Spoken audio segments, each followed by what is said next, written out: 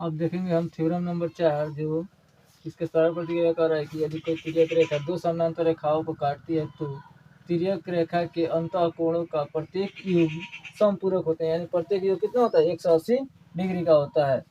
तो लिखेंगे विशेष प्रतिक्रिया में लिखेंगे विशेष प्रतिक्रिया में लिखेंगे कि माना कि EF कोई तिर्यक रेखा है जो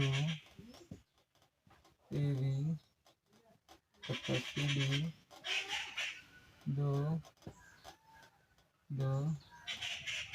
समांतर रेखाओं को G तथा H बिंदु पर काटती है, G तथा H बिंदु पर काटती है। तो दो समानांतर रेखा है, क्या है? दो समानांतर रेखा है A तथा B, क्या है? A और ये है B, ये है C और ये है D। इसको एक तिर्यक रेखा EF काट रही है। क्या काट रही है? तिर्यक रेखा EF काट रही है, ठीक है। तिर्यक रेखा EF काट रही है।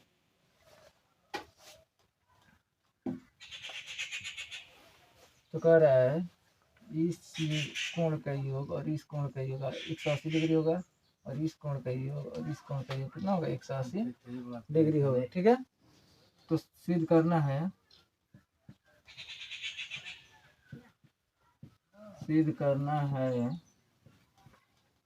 कि एंगल बी यहाँ किस पर काट रही है, किस बिंदु पर? G तथा H बिंदु पर काट रही है। तो क्या सिद्ध करना है? BGH प्लस एंगल GHD बराबर कितना होता है 180 डिग्री होता है। दूसरा सिद्ध करना है angle AGH plus angle GHC बराबर कितना होगा 180 डिग्री। दो सिद्ध करना है हमको। पर यदि कोई तिर्यक रेखा दो समानांतर रेखाओं को काटती है तो तिर्यक रेखा के अंतः कोणों का प्रत्येक योग माने प्रत्येक जो योग कितना होता है 180 डिग्री का होता है। तो मान ले कि EF कोई तिर्यक रेखा है जो AB तथा CD दो समानांतर रेखाओं को G तथा H बिंदु पर काट रही है।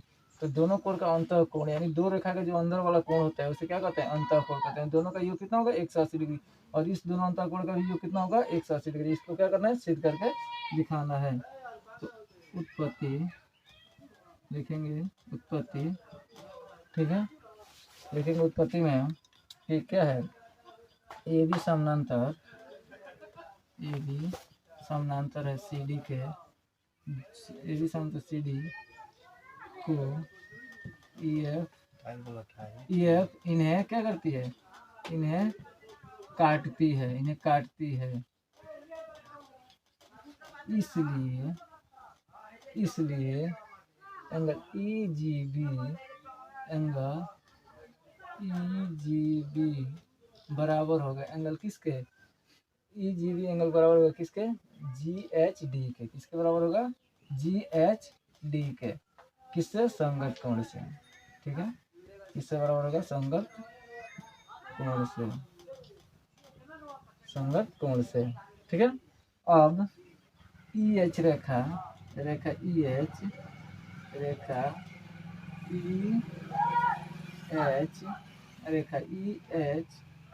को रेखा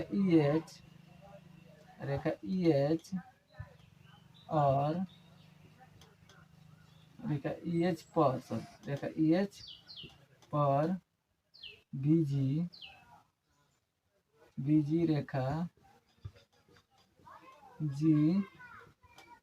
बिंदु जी बिंदु पर मिलती है। किस पर मिलती है? जी बिंदु पर मिलती है। जी बिंदु पर मिलती है।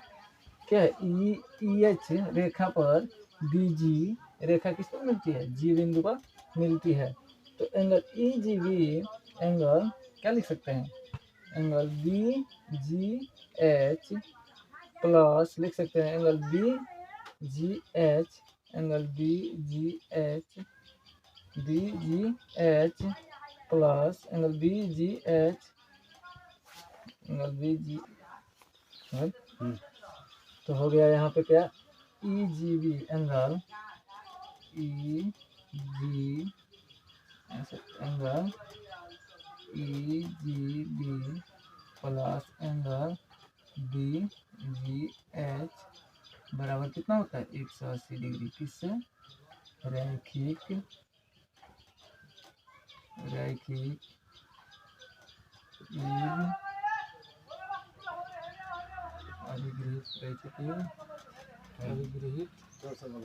रैखिक अभिगृहित से समीकरण नंबर 5। इससे समीकरण नंबर 5 देखो यहाँ पर हो गया एंगल ए बी समानांतर सी डी जी ने क्या करते हैं? ई एफ रेखा काटती है। तो ई जी बराबर जी एच डी, ई जी बराबर जी एच डी संगत कोण से क्या होंगे? बराबर होंगे। फिर यहाँ देखेंगे ई एफ रेखा बी जी रेखा जी बिंदु पर आकर मिलती है। तो यहाँ A G B plus angle B G H ये क्या होगा? दोनों एंगल रैखिक से क्या इसका योग कितना होगा? 180 डिग्री होता है। अब देखेंगे समीकरण 1 से, समीकरण 1 से यहाँ देखिए तो यहाँ लिख सकते हैं ई जी बी बराबर जी एच डी होता है। ई जी बी बराबर जी एच डी। तो जहाँ ई जी बी का मान कितना हो गया? जी एच डी। तो यहाँ ई जी बी है तो इसको जी एच डी लिख सकते हैं ना। तो angle B G H plus angle G H D बराबर 180 डिग्री। पहला भाग क्या हुआ? पहला भाग सिद्ध हुआ। अब दूसरा भाग के लिए तो पहला भाग हमारा सिद्ध हो गया, बी जी एच बराबर जी एच डी बराबर 180 डिग्री हो गया पहला भाग सिद्ध। अब दूसरा भाग के लिए लिखेंगे फिर ए बी समानांतर क्या है? C D. ए बी समानांतर सी डी को कौन काट रहा है? ई एफ इन्हें काटती है। ई एफ क्या करती है? इन्हें काटती है। तो क्या होगा? जब ई एफ इन्हें काटेगी, दो समानांतर रेखा है, ई एफ रेखा इनको काट रही है, तो क्या होगा? संगत कोण क्या होंगे? बराबर होंगे। ठीक है, संगत कोण क्या होंगे? बराबर होंगे। ठीक है ना। तो यहाँ देखो तो G H C angle B G H, तो ए बी समानांतर सी डी को ई एफ रेखा काट रही है। तो ई G A angle E G ए बराबर होगा किसके? जी एच सी के। किसके होगा? एंगल जी एच सी के बराबर होगा। किससे? संगत कोण से। किससे? संगत कोण से। संगत कोण से हो गया ये। अब ये संगत कोण से क्या होंगे? अब बराबर होंगे। ठीक है, तो यहाँ पर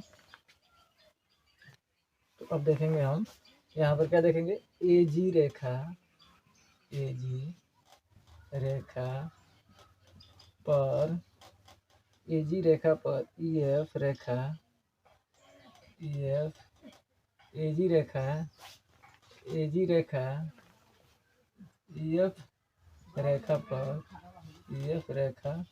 पर जी बिंदु जी पर मिलती है। ए जी रेखा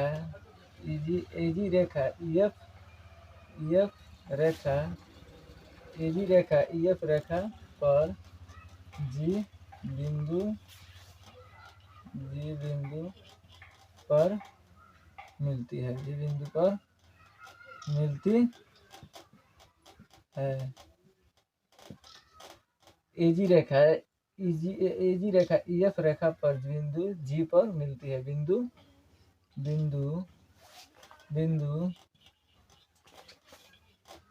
बिंदु जी पर मिलती है। ठीक है, एजी रेखा बीजी रेखा पर ईएफ रेखा पर किस पर मिलती है, बिंदु जी पर अगर मिलती है तो एंगल हो जाएगा angle E G A plus angle E G A plus angle A G H, angle A G H बराबर कितना होगा 180 डिग्री। किससे, रैखिक युग्म से। किससे होगा, रैखिक युग्म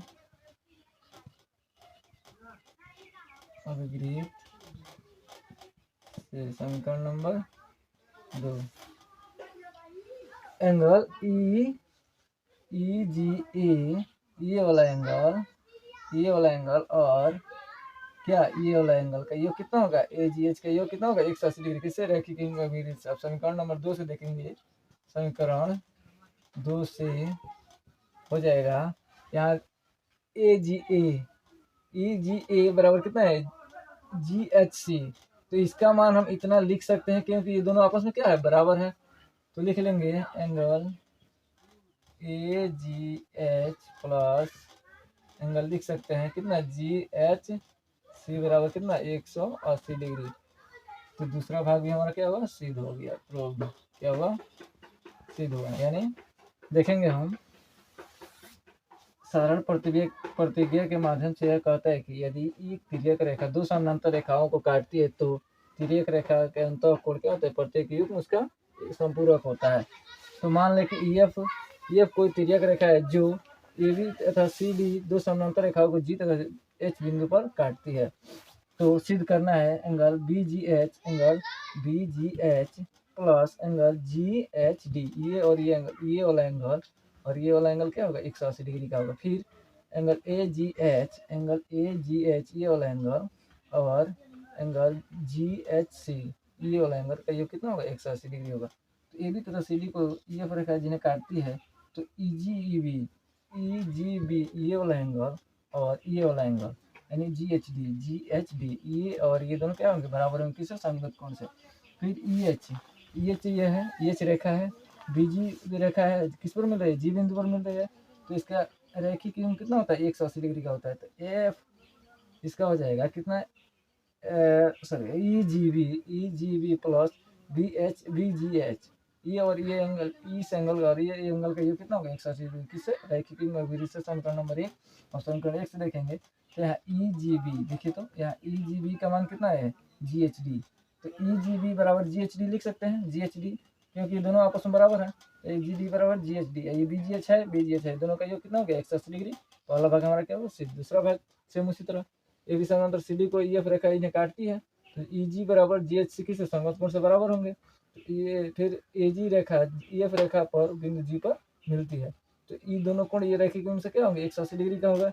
अब यहाँ ई जी ए बराबर जी एच सी है, ई जी ए बराबर जी एच सी, तो ई जी का मान जी एच सी रख सकते हैं। तो इनका योग भी क्या हो गया 180 डिग्री। दूसरा भाग भी हमारा क्या हुआ, सिद्ध हो गया।